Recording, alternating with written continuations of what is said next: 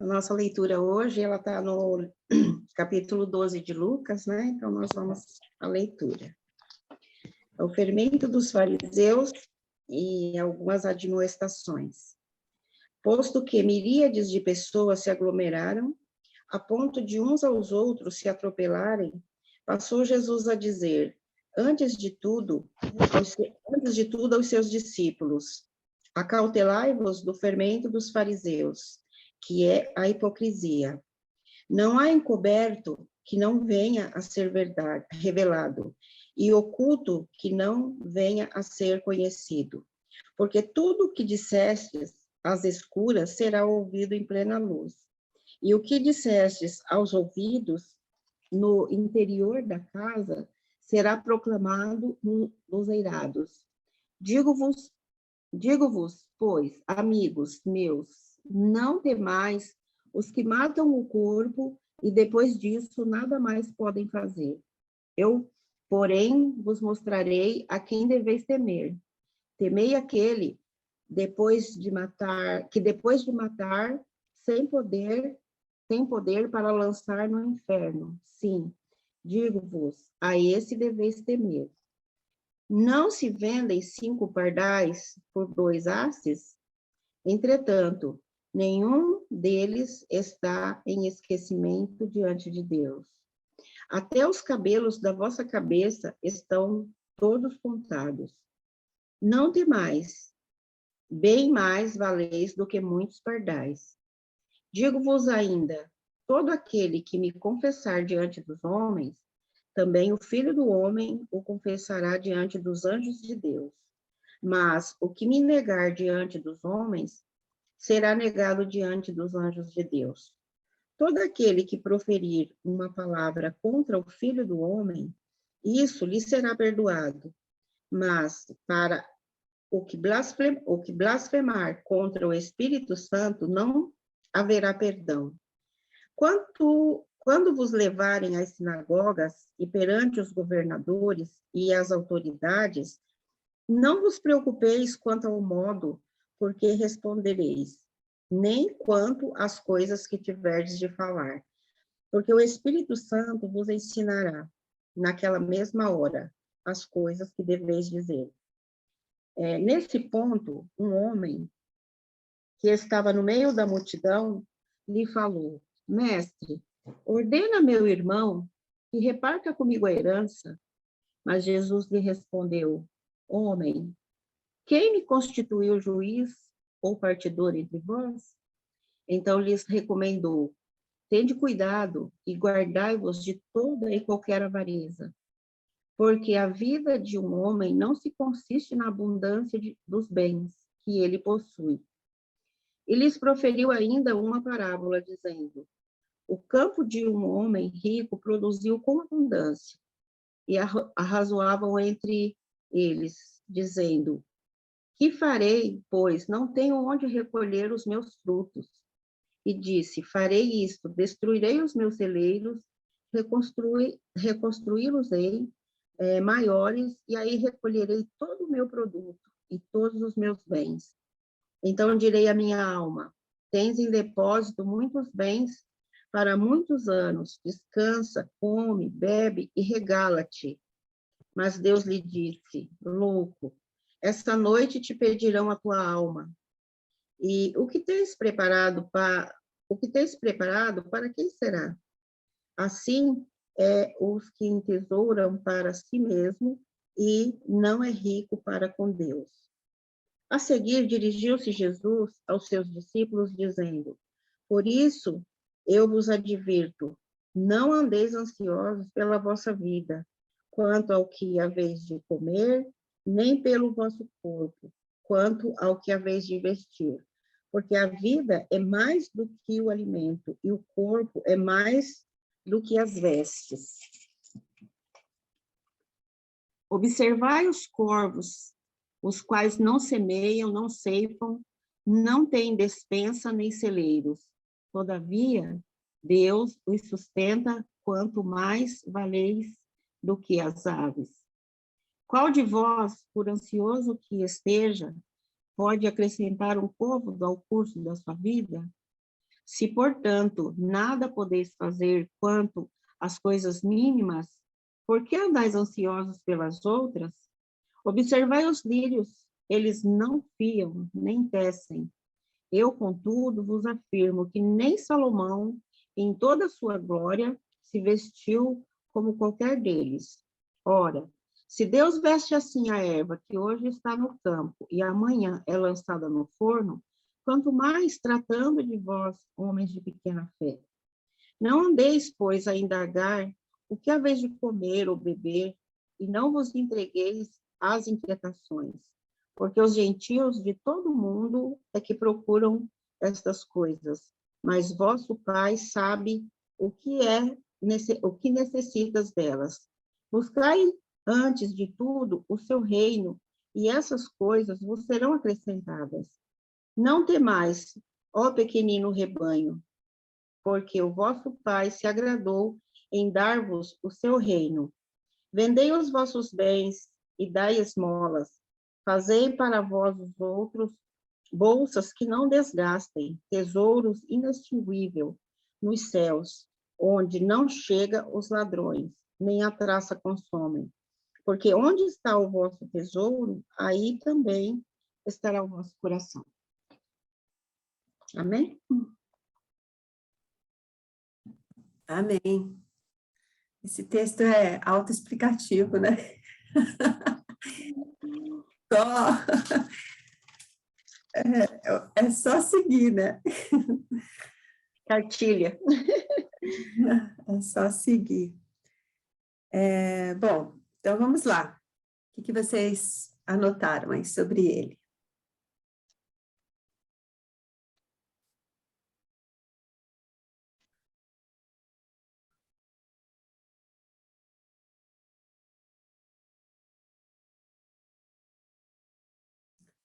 Não anotaram nada sobre ele. O início desse texto começa assim, que as multidões cresceram a ponto de haver milhares de pessoas atropelando-se umas às outras, uma pisando sobre a outra, né? Eu fiquei pensando, o texto anterior mostra um Jesus tão duro com a liderança daquela época, né? Falando com tanta firmeza para os poderosos, né? E ao mesmo tempo as multidões seguiam a Jesus, vinham a Jesus, né?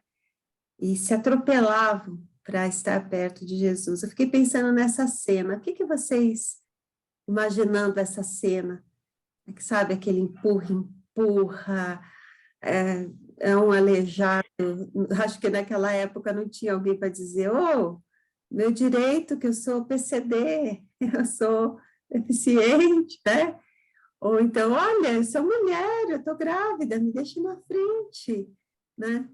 Mas aquele empurra, o que quer dizer isso sobre o público de Jesus?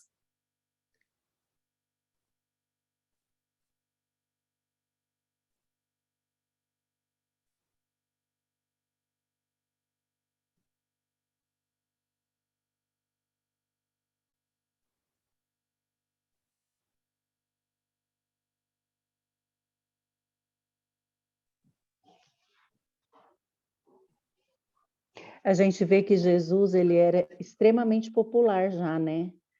Porque nem os idosos podiam falar, deixa eu entrar primeiro na fila, né, Edith?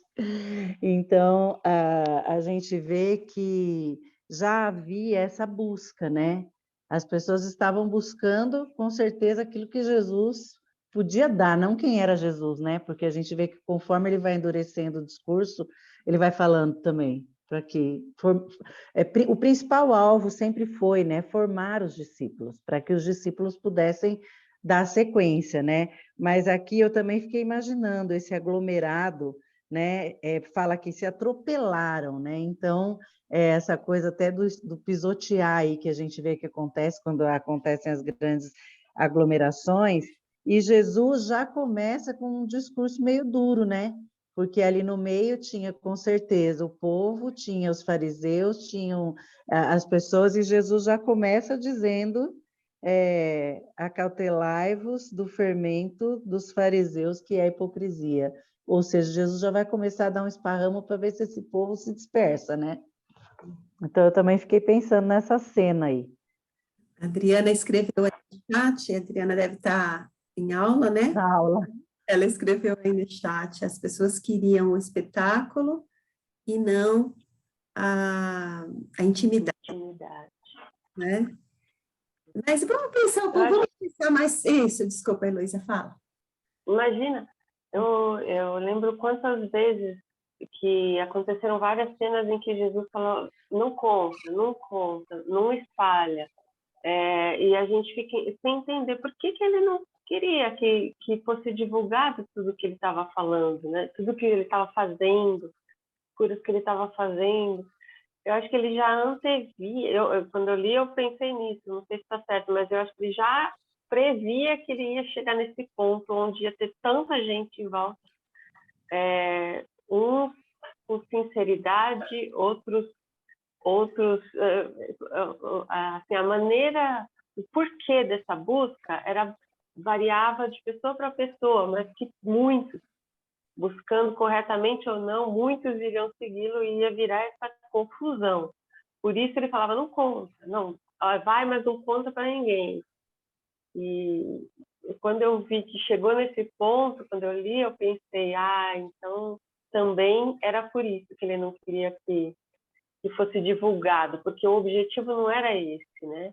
Uhum. O objetivo maior era como ela falou, era ensinar quem estava perto para que isso se multiplicasse, para que o reino fosse expandido de outra forma, não por causa dos milagres,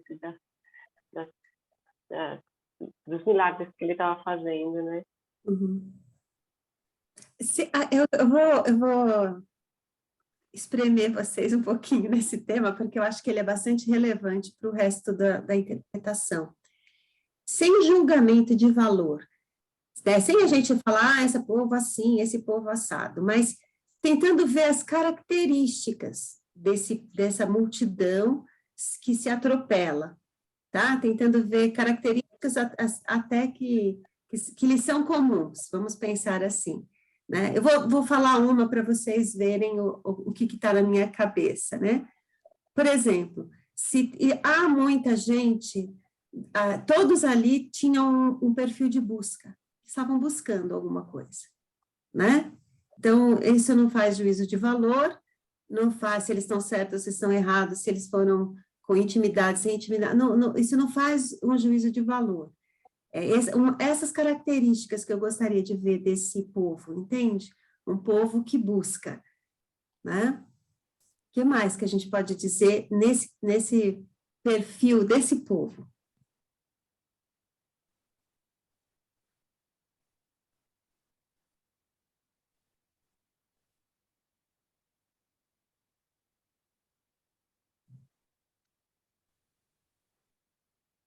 É difícil a gente não julgar, né, o povo. Mas é A importante. questão... Bom dia. Bom dia. Bom dia. Só o fato de estar atropelando, você vê a sede e o desespero, né? Sedentos, desesperados, e aí, como você falou, mesmo sem juízo de valor, olha a nossa multidão hoje, né? Em todas as... ao vivo, online, né? O desespero das pessoas buscando e não sabem o quê. Aí aparece, olha, Jesus, né? Vamos, a cada novidade, vamos lá conferir, né? Apareceu um que pode ser que atenda às minhas necessidades, porque estavam todos buscando, cada um a sua, com desespero no coração. É isso. Não passava por cima dos outros, né? Então, multidão perdida, desesperada, procurando um salvador, procurando alguém que lhe atendesse os anseios do coração, procurando alguém que fizesse um milagre, alguém que fizesse algo. É a nossa carência, né? É exatamente o que somos hoje. Uma multidão desesperada procurando um salvador. É isso mesmo. uma sede, uma necessidade, e uma necessidade de uma solução do propósito da vida. Uma necessidade que a multidão corre atrás de fazer sentido à vida, né? Porque no primeiro momento a gente pode dizer assim, eles precisavam de uma cura, eles estão barganhando por uma cura. Mas vamos imaginar na vida da gente, quantas vezes a gente necessitou de Jesus e Jesus nos socorreu, e logo em seguida nós precisávamos de novo. Porque a busca da multidão daquela época, a nossa busca enquanto multidão, né? Enquanto anônimas, né? na multidão, a nossa busca é por um sentido na vida. Essa é a busca. Que sentido faz uma pessoa, por exemplo, que nasceu cega e está 30 anos cega e não tem como se locomover, e você olha e fala, meu Deus, mas por que acontece isso? Né? Que sentido faz? Que sentido faz eu que sou cristã, tenho toda uma dedicação à vida, eu não estou falando de mim, né? Estou falando de uma pessoa cristã que se dedica, tá? E de repente no final da vida ela está com câncer. Mas que sentido faz isso? Que justiça? Por quê? Né? A vida terrena, ela tem uma busca constante, uma necessidade constante de sentido, né? Essa multidão se atropelou naquela época e continua se atropelando, e nós, enquanto multidão, o que significa aí, né? Significam os anônimos, os que não têm história, né? Significa aqueles que parece que a história deles não é relevante, que não há um legado, sabe? A pessoa comum como nós, né? O que nós vamos deixar de legado nesse mundo? Né? Parece que nós somos tão insignificantes quando nós estamos no meio da multidão, né? Não faz o menor sentido eu estar ali. Mas aí Jesus olha para aquela multidão e fala, eu preciso me concentrar no reino, eu preciso me concentrar nos discípulos, né? Isso não quer dizer que Jesus não enxergava a multidão. Nós temos provas e mais provas de que ele enxergava, de que ele ia, de que ele se compadecia. Milagre dos pães, por exemplo, da multiplicação dos pães, quando os discípulos já estão, misericórdia, esse povo, Jesus vai lá e fala com o povo, intervém no povo. Mas nesse momento, Jesus precisou se concentrar no reino e ensinar para os discípulos o que era o reino, para que esses discípulos pudessem acolher a multidão.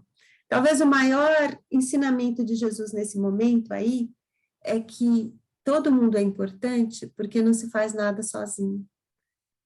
A gente tem uma tendência humana a acumular, depois vem a história do homem que acumula, a trabalhar em prol do meu sozinho. Tem um ditado popular que eu odeio, eu acho ridículo, que fala assim, farinha pouca, meu angu primeiro. Já ouviram isso? Se tem pouco, é para o meu que vem, é para mim, né? É horrível isso, é horrível esse egoísmo, essa necessidade, né, de olhar para mim, olhar para mim, olhar para mim o tempo todo. Tudo isso que a gente refletiu agora vai poder clarear o que é a oposição, a contraposição, a contracultura do reino de Jesus. É a partir disso, dessa multidão. A gente não vai começar, gente, com outra multidão. E nem nós somos outra multidão. Nós somos essa multidão aí. E nós trabalhamos, aonde nós formos, com essa multidão. O mundo é formado dessa multidão. E é a partir dela, não é a partir de uma multidão idealizada e perfeita, de que todo mundo serve, de que todo mundo... Não é a partir dessa que Jesus vai trabalhar e não é a partir dessa que nós vamos trabalhar. Essa ideia da igreja, a pastora Lilei e a Angélica, que estão bem à frente da igreja, sabem disso. E quando você acha que ali você treinou, que você passou, que vai lá, Jesus e faz, não é nada disso, vocês vão treinar de novo, porque há muitas multidões. Há muitas multidões carentes, necessitadas, precisando deste ensino do sentido da vida. Né? Vocês não foram chamados para estar numa igreja perfeita e confortável. Isso é uma mentira que existe. Vocês foram chamados para tratar dessa multidão carente, necessitada. Gente, quanta gente do nosso lado, né? Precisando de um grupo de oração, precisando de uma voz distoante, de uma voz que fala que faz sentido, né? E a gente querendo uma multidão bonitinha, né? Então, a partir desse princípio, esse texto tem um outro peso, né? Então, vamos ver, a partir dessa multidão que eu posso ser bem honesta com vocês, que eu não gosto muito dessa multidão, eu queria uma outra multidão. Aliás, eu queria ser outra multidão. Eu queria ser, né, diferente da multidão. Mas né? Oi, Esther. Sabe uma coisa que, enquanto você falava e eu olhava para o texto, eu pensei, você imagina Jesus que sabe todas as coisas, dentro do coração de cada um, sabia a razão do desespero de cada um, mas a razão que a pessoa pensava que ela estava desesperada por causa daquilo, porque cada um foi buscar uma coisa, todo mundo desesperado, mas cada um tinha a sua busca. Aí Jesus sabia o que tinha no coração de cada um deles. E como você disse, ele falou assim, pera, agora não é para curar, agora é para mostrar para a multidão o que vai acalmar de fato o coração deles. Porque você busca, Senhor, me cura, faz isso para o meu filho, faz isso para mim, que não sei o quê, mas o que você precisa, essas coisas serão acrescentadas, como a gente vai ver mais à frente, mas o que você precisa o seu objetivo final, principal, inicial, é o reino. É isso mesmo. E aí ele começa, olha como Jesus é tão didático, gente, que ele vai ensinar para a gente como a gente vai lidar conosco como multidão e como a gente vai lidar com aqueles que vêm até nós. Porque vem muita gente até nós, certo? Da onde a gente está, se você divulgar olha, gente, o povo é tão carente que se você mandar um recado no WhatsApp falando de uma passagem bíblica, você já vê muita gente falando amém, você já vê a pessoa, né, buscando, querendo te contar um problema, querendo pedir uma oração, né, às vezes uma passagem bíblica que você pôs. Então, Jesus vai nos ensinar aqui. A primeira coisa que Jesus ensina aí, que é bastante interessante, vocês têm que fazer uma linha divisória entre vocês e os fariseus, entre o fermento que há em vocês, que faz crescer a massa do reino em vocês, e o fermento que faz crescer a massa do reino do nosso inimigo, que é aqui representado pelos fariseus, que é a hipocrisia. É aquele que discursa uma coisa e não vive o que discursa. Isso é hipocrisia. É aquele que bota o peso para o outro e internamente ele não sente o peso, não põe o peso sobre si. É aquele que cria regra para o outro e lá no seu coração a regra está diferente. É aquele que aponta o pecado do outro e o seu pecado interior está lá escondido. Jesus fala assim, não adianta desse jeito, porque tudo que vocês falam lá, no segredo do seu coração, está revelado. No reino de Deus, não há espaço para trevas, só para luz. E essa luz ilumina todas as coisas. O apóstolo Paulo fala que quando vier a luz, ela colocará com clareza e mostrará todas as coisas, boas e ruins. Porque a gente tem uma grande tendência a botar as coisas boas na luz, né? Até o perfil da foto, a gente sabe o perfil nosso que é melhor, o que não é tão bom a gente esconde, né? Mas tudo vai ser revelado integralmente. Então, quer liderar um grupo de WhatsApp de oração, quer ser presidente do país, quer ser qualquer coisa, quer orar junto com alguém, tira a hipocrisia da vida de vocês. É isso que o texto está dizendo. Tira. Porque esse fermento da hipocrisia, ele fala de orgulho, ele fala de ser bem visto. E eu vou fazer uma confissão aqui para vocês, como eu sou hipócrita.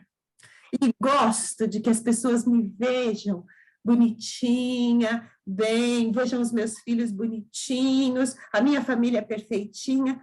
E, como vocês já me acompanham há muito tempo, vocês sabem que não é nada disso, né? Não é nada disso.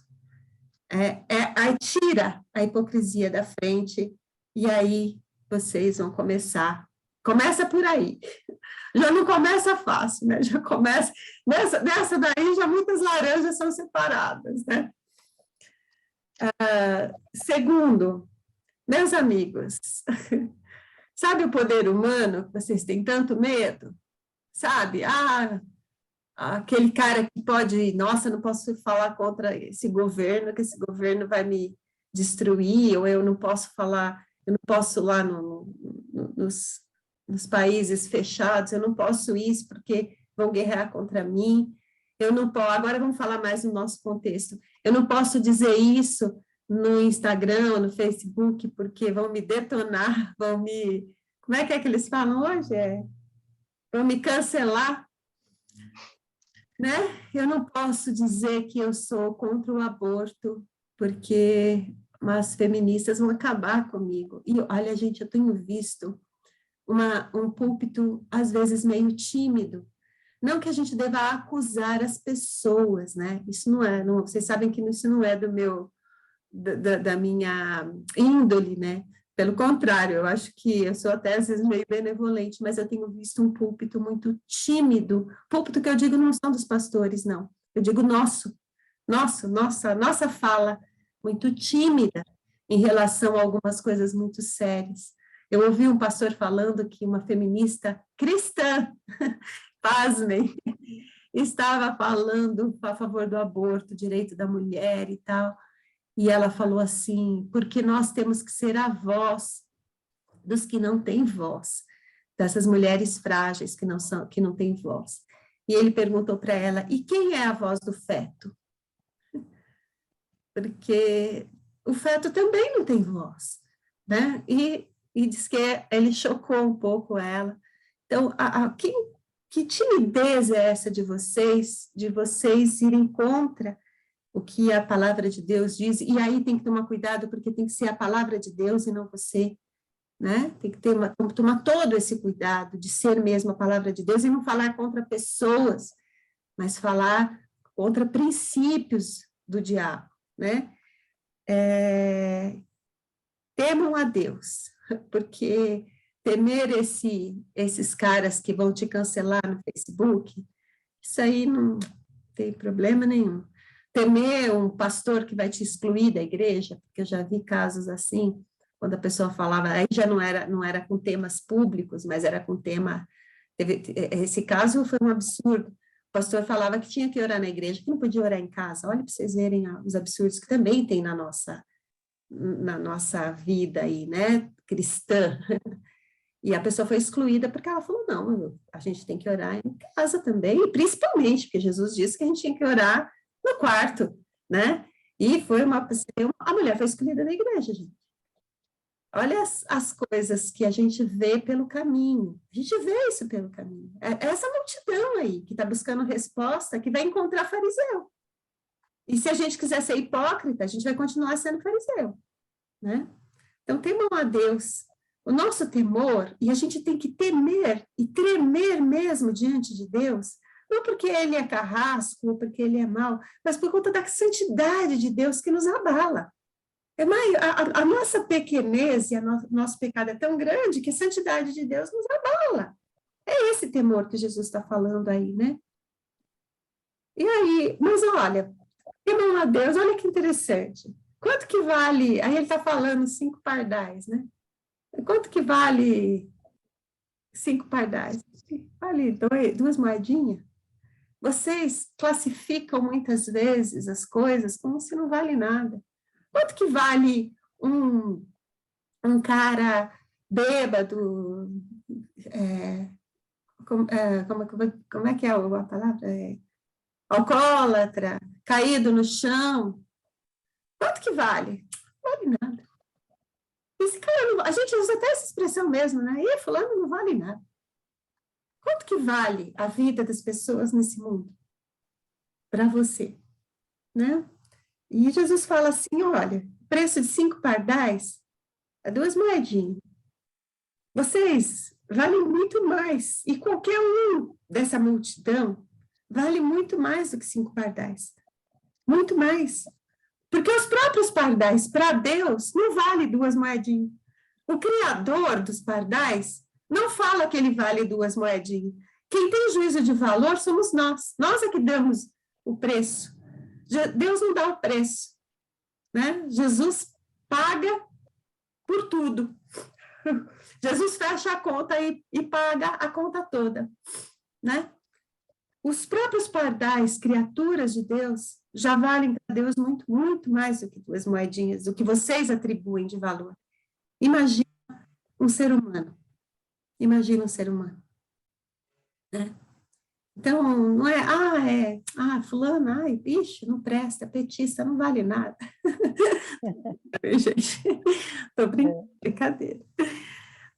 Edith, aqui nessa Bíblia tem um comentário interessante, porque o pardal, na verdade, ele era uma fonte comum de alimento entre os pobres, e era considerado cerimonialmente limpo e podia ser comido pelos judeus. Era um pássaro barato, já que 5 deles eram vendidos por 2 moedas. Jesus ressaltou que Deus se lembra até do mais insignificante das suas criaturas.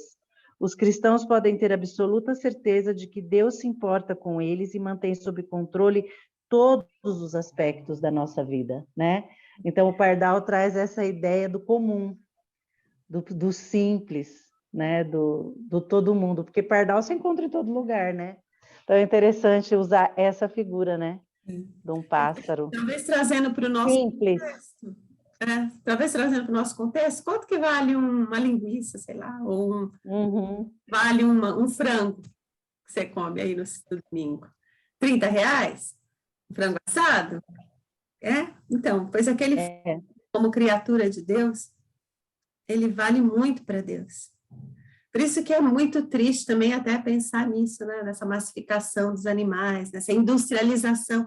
O homem foi industrializando os animais e acabou se industrializando também, né?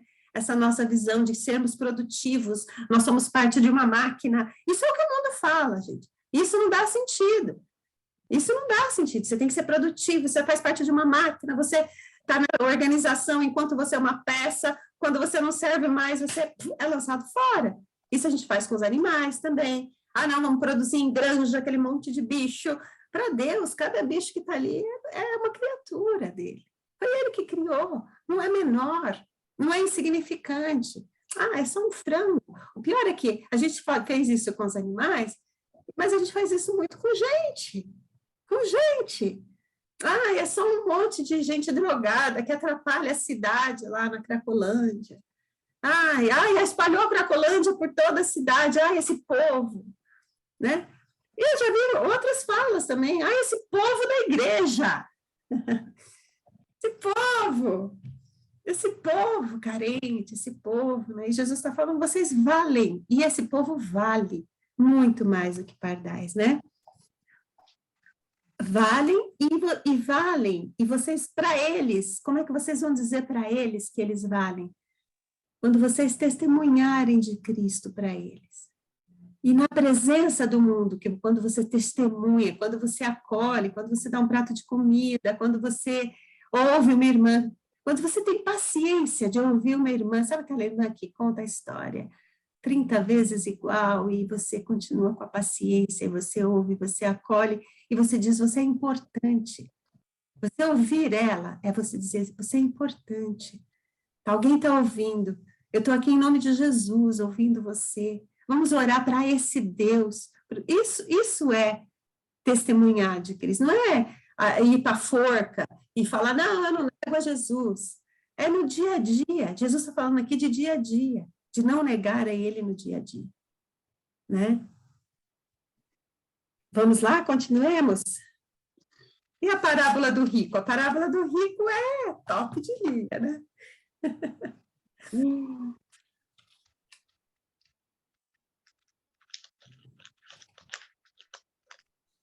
Só uma para desfecho aqui, lembrando que você não precisa se preocupar com o que você vai dizer, o que é o Espírito Santo, tanto na sinagoga, na frente de todo mundo, quanto para aquela irmã que precisa. Não precisa, você, claro, pode se preparar, pode fazer cursos, isso é o normal, mas você tenha confiança de que o necessário você vai saber dizer, porque o Espírito Santo vai estar com você. E ele vai dizer de uma maneira tão efetiva que não é você, né?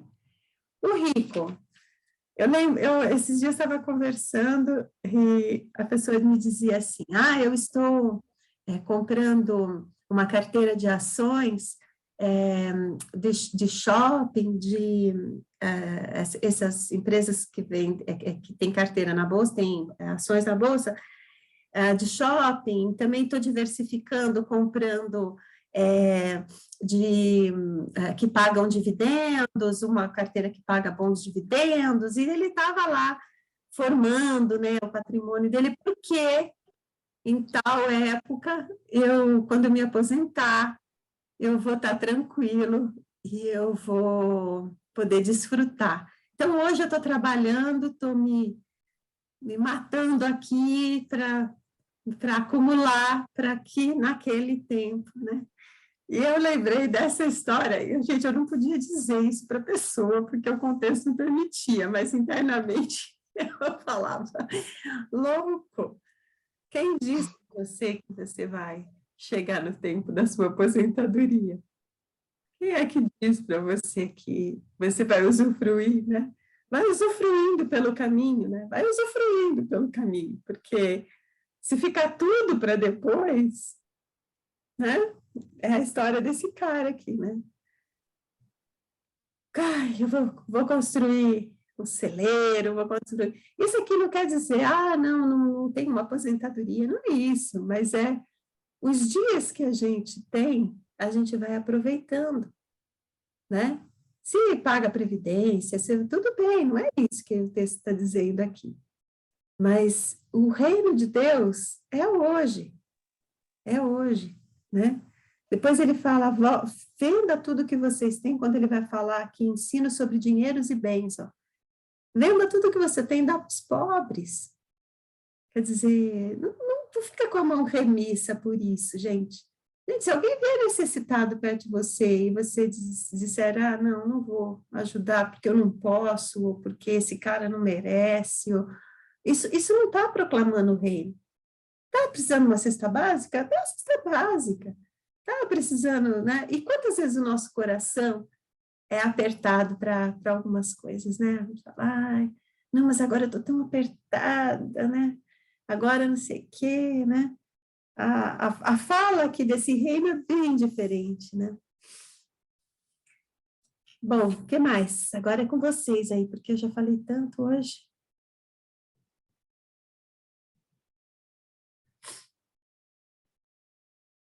Vamos fechar com o coração? Onde está o nosso coração? Essa é a pergunta aí. Hoje, onde está o coração de vocês hoje?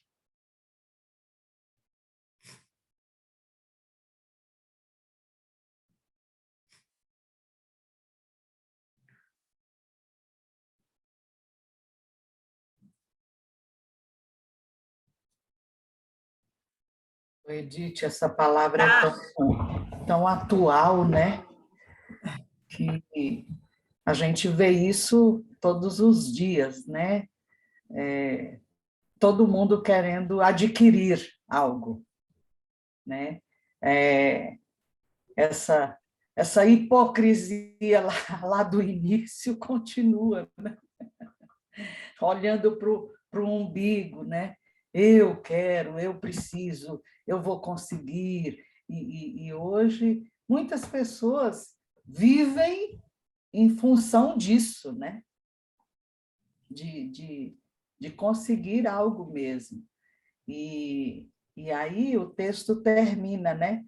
Assim é o que entesoura para si mesmo e não é rico para com Deus, né? A gente precisa ter muito cuidado com isso, né? Na igreja, a gente vê muito isso. As pessoas, eu não posso assumir nenhum ministério porque eu faço isso, eu faço aquilo, eu trabalho, eu preciso disso, eu preciso daquilo. Eu não pude vir na reunião porque eu tinha que fazer isso, eu tinha que ir para a praia, eu tinha que ir para a minha casa de campo, eu tinha que... Então, assim, o coração está muito voltado para essas coisas materiais, né?